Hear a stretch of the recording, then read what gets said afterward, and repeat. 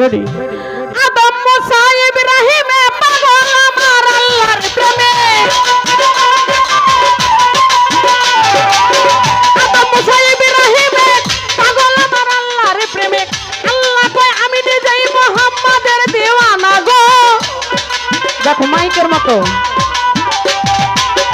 আল্লাহ কয় আমি নিজেই মুহাম্মাদের দিওয়ানা নবী ও নূরের নবী আমার নবীর কথা শুনিলে কাইটা যাই গুনাহ নবী ও আল্লাহর নবী